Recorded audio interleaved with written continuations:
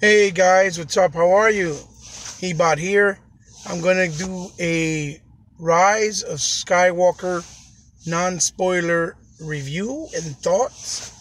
Not really much a review, but my thoughts and outlook. But you could look at it as a review. I saw it last night with my family, my entire family, the immediate family, meaning my wife and all my kids. Um, and it was around 10:30 showing, so it was late night. I was really able to sit there and you know appreciate it and sit and pay attention. And I saw it in Dolby Atmos 4K. And I want to say that the Rise of Skywalker, don't listen to what you're hearing from the critics themselves and just people that are fans on Twitter or social media in general. I think it's a movie that everybody needs to go out, see for themselves, to figure out what type of appreciation you're gonna have for the movie. The movie, in my opinion, and from what it is a very beautiful, well crafted movie. Even though it feels very fast paced, which is, you know, something you don't really see in other Star Wars movies. And I don't really mind that because I like when movies are fast paced and don't kind of give you a snore fest where you kind of start to feel bored. I don't necessarily feel that a plot point in a story has to be explained for half an hour in order for you to have an appreciation for it. If the plot point is cohesive with the universe and makes sense, or with the story arc, because this is a saga that's been going on for 9 movies, and then you had Rogue One, which also connected, and Han Solo, which also connected. Um, you do not need to have a 30-minute explanation or 2 movies explaining the same thing. So because of that, I really appreciate the structure of the quick pace of the movie. And the very beginning of the movie, they throw you right in and they introduce characters from the past, which I think was not a bad idea, even though people feel like it was convenient and that it was forced in. I don't think it was a bad idea because it kind of closes it out in a way that makes sense, in the sense that this character, meaning Palpatine in this case, which is not a spoiler, he's in the movie, and many of you know, started the whole scenario, right? In the first trilogy, he was the man behind all the big plots. In the second prequel trilogy, he was explained and fleshed out along with Darth Vader.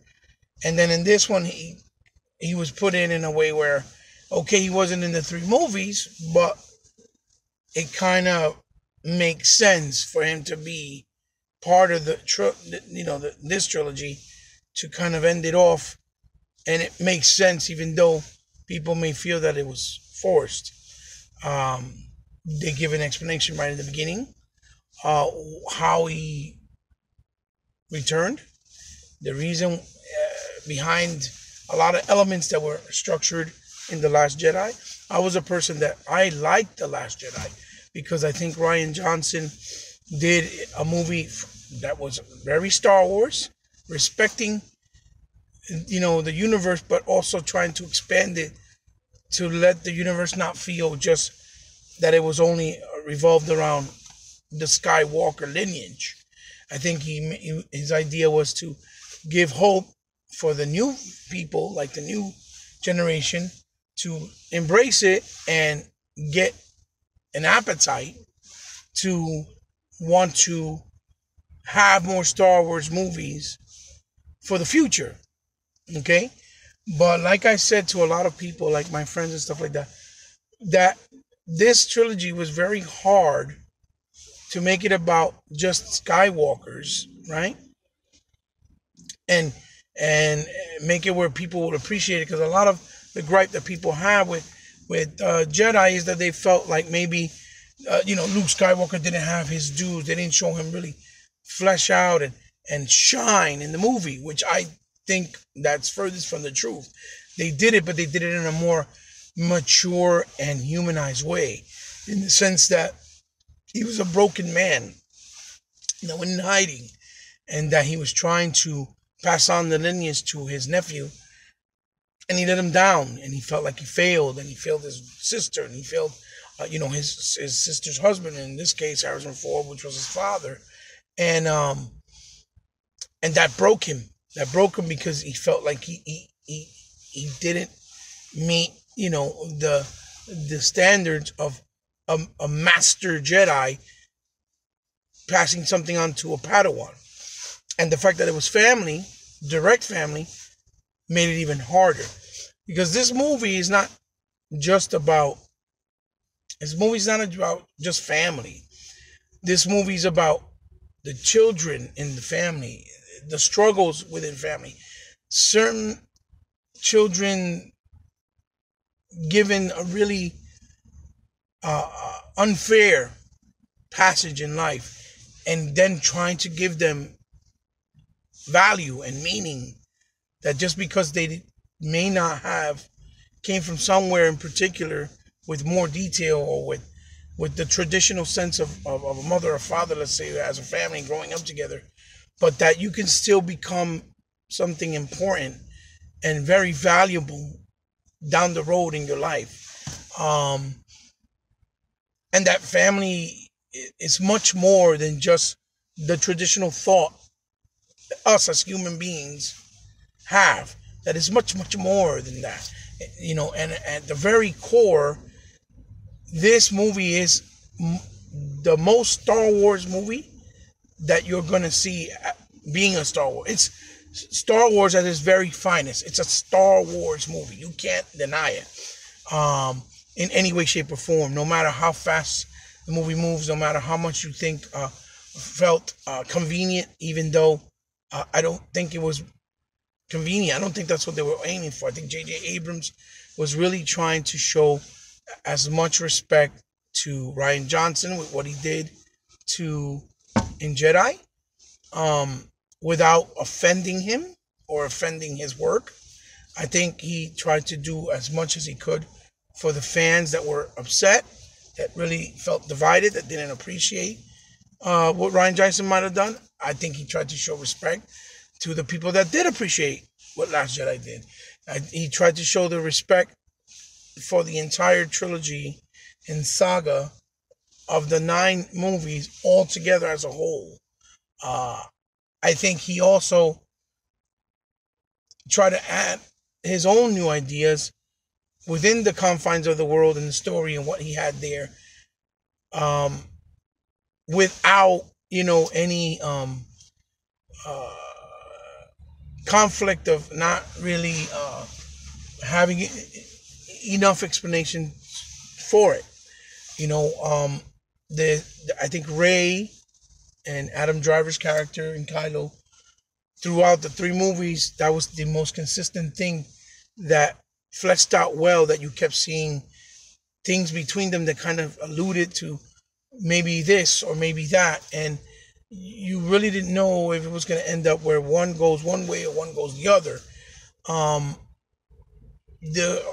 I think at the end of the day, the relationship between them really, really shined by the decisions that they made with this one, even though they made it felt safe. I also like the chemistry that they did, that they were able to bring and present on screen more with Finn and Poe Dameron and Rey in this one. I love that they fleshed out an arc where they gave more value and meaning and screen time to the characters of Chewbacca and C-3PO. Unlike the other 9 movies or 8 movies, you never really felt that. There are some really wonderful cameos and surprises that are very I'm glad that it wasn't spoiled for me and my family and for anybody out there. I think it was unexpected stuff. I think it was great that those things all connected together with respect from everybody that was involved with it, and didn't disappoint, to show the fans the respect that they have for their love for the series and the saga. Um, could the movie have felt like it connected more with the first two movies? Maybe. It feels like it connects more to, obviously, The Force Awakens, and that's because J.J. Abrams is the one who directed Force Awakens. But unlike a lot of people that think Force Awakens was like a reboot, I didn't think that at all. I never felt Force Awakens being a reboot. I felt Force Awakens had a lot of similarities in the fact that Rey, was in a planet that was desert, just like Luke. But Rey wasn't being raised by her uncle. Rey was a scavenger. And as we found out later, she was sold and left there. And then, she went off because she started to feel and discover these things that she's never felt before. But she was always curious about the wars, the rebels, the Empire.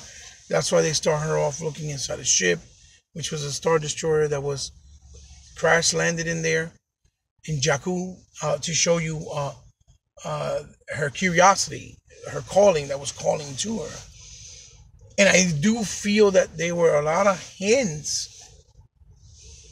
in Force Awakens and maybe even in Last Jedi, if you want to look at it from a certain perspective, that makes sense with what they ultimately end up doing with her character and where she came from in this one.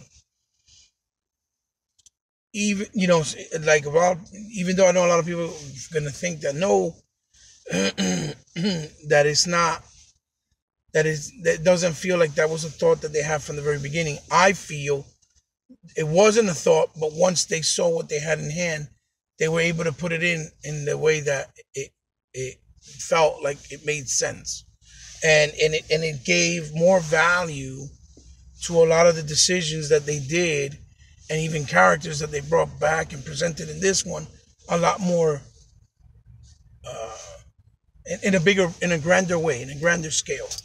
I think Princess Leia's, the way they implemented her in the movie with her being deceased and passed on, was very masterfully done, and very respectful, and it gave her a big meaning to the trilogy as a whole as well. Not only to these three, but the whole first originals, right? Because I grew up with Star Wars. I'm 44 years old. I love the original trilogies, but I look at the original trilogies and I feel that people don't realize that when you saw those movies back then, it impacted us forever because we were young and we never seen something like that before. And it was the first time that we've ever experienced something like Star Wars. So it stayed with us and resonated with us forever. So now that we're older, we're still seeing things that are incredible, even though they're very familiar with the new movies, but it doesn't impact us the same way because we've seen it before. You understand? And then the little things that we haven't seen before, we feel like, oh, it's not good enough, when that's not, I think, the intent of JJ or anybody that worked in the trilogy. I think just that comes from the fact that we're older, and it's not easy to impress somebody that's older with doing things, even though they may be small, to kind of like, oh snap, I never seen that before, or wow, I never seen that before. I do think the approach they took, it really explains a lot better. It gives you a better idea why Rey is, so powerful. Even though I also didn't mind the way that Rian Johnson structured Rey's arc of being just a chosen one, without really having to have a background or a family or a mother and father per se, or that she was, a young girl that was given a really bad place in life, and she probably felt like she was meaningless or worthless. And little did she know that she was going to be the chosen one to bring the balance to the galaxy with the help of the Skywalkers. So, like this movie for me, I can honestly tell you, because I'm a father, I'm a husband, and I have family. I don't have, I do have brothers and sisters, but I never really had close connections because I never really got to meet them because they went through my father's side. But this movie, in order for people to really appreciate it, it has to be people that have embraced with family, right? That have children, that know the turmoils and the difficulties of what family go through with children, with siblings, with mothers, with fathers, to have a better appreciation for it. But then again, if it's people that, there's a lot of people out there that never had connections with their parents. There's a lot of people out there that never had good relationship with their kids. There's people out there in the world that never really had parents to begin with. So, or not that they haven't had parents, that they never knew what it was to not have any parents in the world. So, and to be raised without one, right? As me, I was raised without a father for a long time before I got a stepfather that raised me like my own father. So those people, even if they're older, like let's say if they're not really married, but they have boyfriends and girlfriends, they're not really going to appreciate the messaging and the reasoning of this movie to why it is the way it is and structured the way that it's structured. They're going to get, that's why it's going to be where a lot of people are going to feel divided about the movie. Like, oh, I don't like that. Because especially if you're young. Okay, because my son is very young, for example. He's 21. And he didn't like certain things they did, saying, oh, who the hell they think they are? When he doesn't get it, because he doesn't know what it is to have a family, to be embraced, to have people to care for you that not necessarily may not be family, or to come from a world without parents. So he did not get the fine line messaging at the end of the movie, for example, that I thought was beautifully done. I thought it was, you couldn't get any more respectful and embracing of what this whole story arc and saga of Star Wars as a whole has been about. Okay? And it's a shame because this movie's supposed to be about fun with the good messaging that is trying to bring about.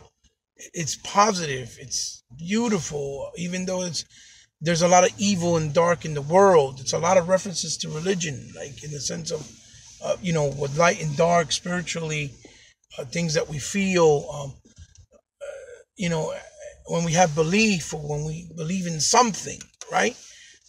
That's, for the better good of our tomorrow or ourselves or our livelihood.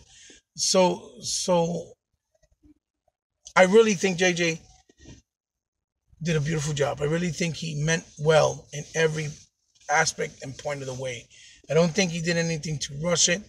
It does not feel for like a 2-part movie. I just think people that feel that could have been a little bit longer. Yeah, you could have done it. But I don't think that it felt like it should have been 2 movies.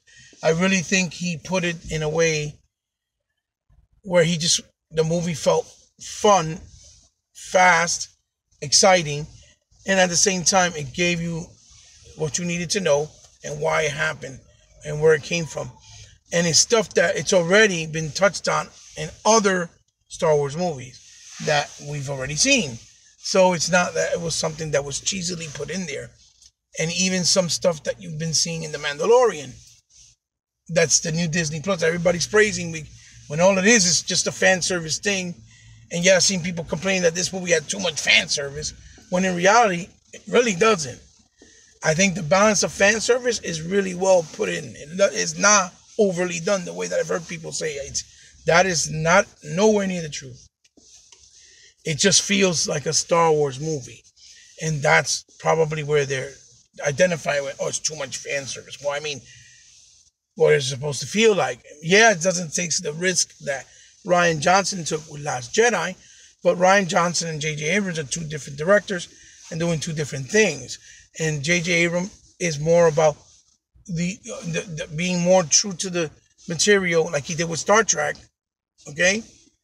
And what was created by the original creators, to show that respect, that he can make his own movie respecting the original material. And Rian Johnson is more of a different balls to the walls, take a risk type of director. As you can see, they've been praising his new movie, Knifed Out, his mystery thriller, which I'm pretty sure is going to be a good movie. And one of the greatest movies of all time, in my opinion, that I've ever seen, that is fantastic sci-fi action, is Looper, that he directed with Bruce Willis. If you haven't seen it, I highly recommend it. It's fantastic. It's amazing. And that's why I like him as a director, since I've seen that. So, I give Rise of Skywalker an A as far as a grade, even though I think it's stupid to grade anything, because everybody's going to have a different feel about it. But that's what I give it as a movie, as a whole. I think it was done the best it could to kind of connect everything together, because it not only ends this trilogy and that's presented to us now with the new movies, it also really connects everything in little pieces here, there, with every single, with pieces from all the other movies, and even the cartoon to a certain extent, to give it a nice ending or a nice conclusion. But at the same time, also leaves elements of openness,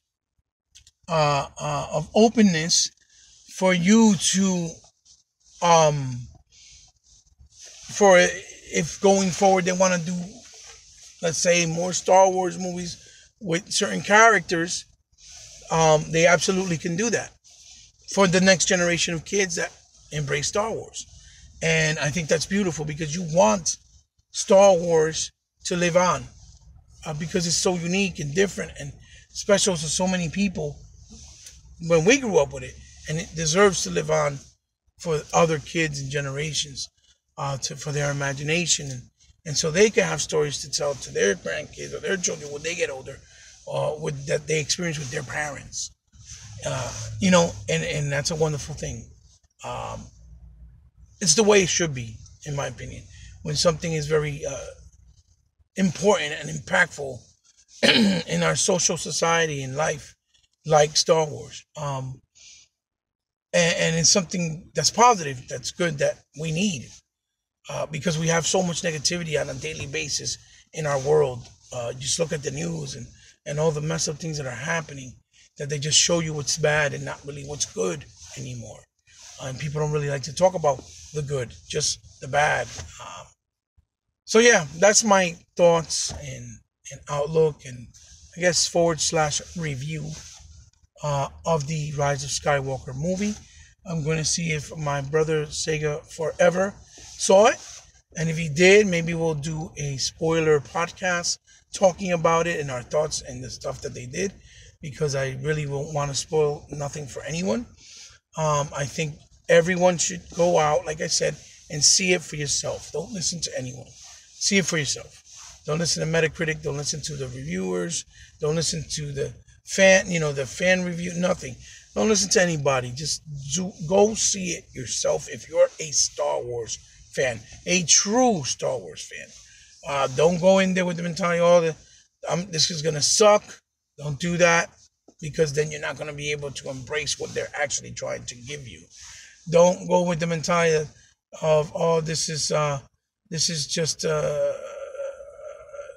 cop-out. They're trying to just fix whatever was done so that people that didn't like Last Jedi will be happy because even though it may have some of those things in there, when you see the movie, you can see that it's just trying to be respectful to everyone in every different situation and all the thought process from all the people that are Star Wars fans.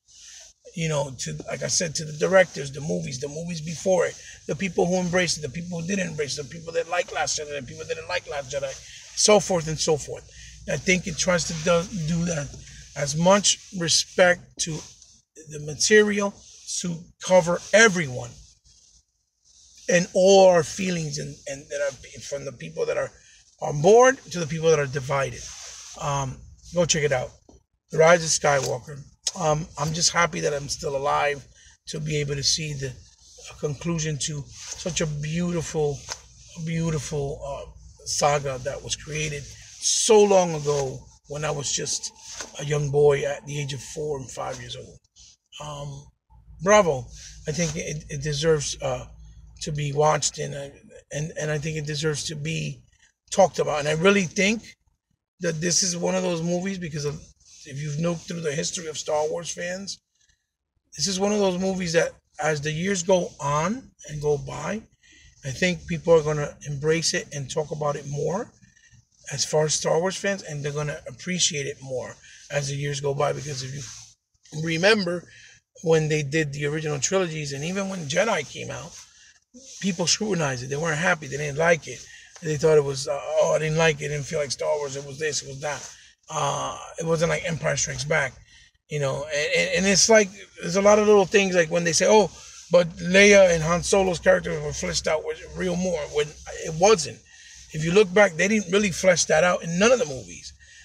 It was just the way they acted every time they were on screen, and the chemistry between them made it feel like it was a long-term thing.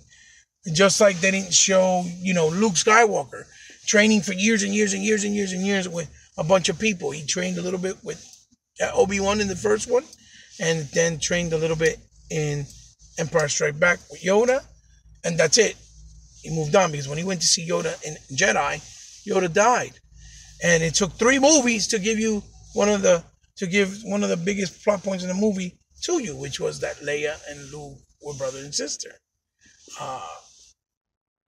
and that Darth Vader was both of their fathers. So, again, like I said, then you waited 30 years to get the prequels where it explained why they were separated, why they didn't know they were brothers and sisters, why they were never together. So again, I just think that people are going to unfairly judge the movie because of the fact that it didn't take 3, it didn't do like they do with Marvel movies, that they break them down into 2 movies, or they stretch it out between 23 movies, which is unnecessary. You don't need to do that. That's not necessary because most of the Marvel movies, are really not that great. They're overrated in my, to be honest with you, with my opinion. I think they feel like a very long stretch of dragginess that was unnecessary, and could have been done a lot faster with less movies. But, you have to make them because you got to make money, especially that's what Disney is all about, making money. So, yeah, guys, that's my thought on the movie. That's my review. I hope you guys enjoyed it. And I hope you guys understand where I'm coming from. Don't think that I'm trying to be disrespectful or unthoughtful about other people's feelings, or that I don't understand, because I do. But that's why I try to explain why I think people will feel a certain way and why I think they won't, to be as fair as possible with this review of my own, from my personal experience of what I saw on screen and with the movie. So let me know what you guys think down below in the comments. Share it with someone you think might enjoy it, or what I had to say. And like I said, give it a like or give it a dislike if you don't like it.